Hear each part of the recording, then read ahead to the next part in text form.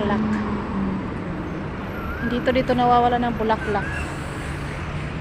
Oo, basta palagi siya mayroong bulaklak. Alternate kung ano ang season. Marami pa dito mga kaibon-ibonan. Maraming ibon, tingnan mo. Ito yung matinik-tinik ang puno. Mga bagong tanim lang yan, pero malalago na naman yung mga bulaklak. Nililipat lang nila yan sa paso eh. Kaya ganyan. Umulan pala. Kaya pala hindi ako makaupo dito. Ayan. Ayan si Tweety. Ayan yung mushroom. Ito yung garden ng Eden dito sa garden.